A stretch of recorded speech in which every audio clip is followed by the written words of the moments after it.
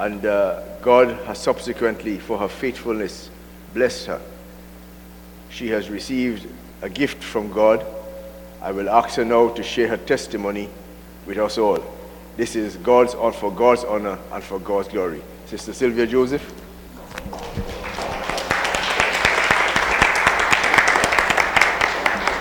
Thank you. Good morning, saints.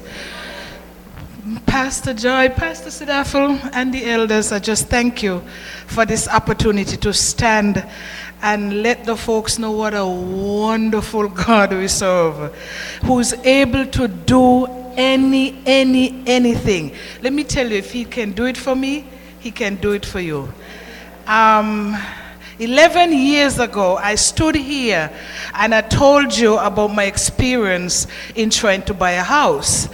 Well, when we used to have the long all-night service, Pastor made a prediction that some of you should buy a house and trust God to pay the mortgage. Like Sarah, I laughed and I said, not me, I can't do that. Anyway, years went by. I was living up the street and the gentleman wanted his house, so I had to move. I went to Pastor Joy because I know she got houses, and I asked, can you rent me a space in your house? She said, buy a house. I said, me buy a house? I told you. She encouraged me. Anyway, she took time out of her busy schedule to take me to a place where she know the people would help me.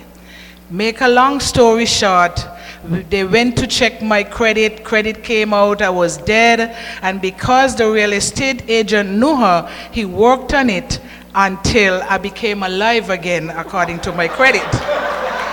God is able to do all things. I got the house and I'm not going to stand here and tell you I wasn't scared. Yes, I was scared out of my wits of buying a house. But with her encouragement, I went on. As the years went on, I remember the first year I stayed in the house, I said, Lord, it's a year. Well, I could tick that off my bucket list. I was the owner of a house, and let's go on.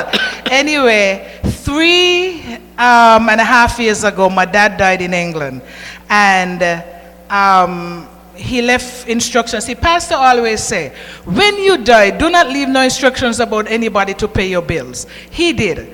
A little bit of money, and after his bills were paid, he left a whole long list of people who should get something. I didn't get money. I got in England they call it a flat, the apartment.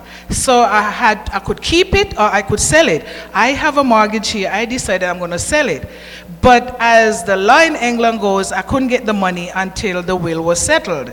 So I went over, I cleaned it up, put it on back in the market. It got sold. The money went back into the estate. And then the lawyer called and said, oh, okay, we're about to share the money out. But then there are two people, a brother and sister of mine. One didn't get and one got. And they decided to contest the will. And at first I was a good little Christian, and I said, Lord, it's in your hands. But as the years went by, they took everything to court, didn't find no fault, paid the money out. Then they decided to sue the lawyers. Then they decided to sue me because I was the reason why my father did not leave them any money or enough money. So I said to the lawyer, if you see my father, the way he used to dress, you didn't think he had a cup. Never mind a glass. I didn't know he had money. Plus, he didn't leave me any money. Anyway, to make a long story short, the court papers, I got mad at times. I said, Lord, I'm sorry, excuse me, I rant, I rave. If I catch these people, I would knock them out with a baseball bat. I need my money to pay my mortgage.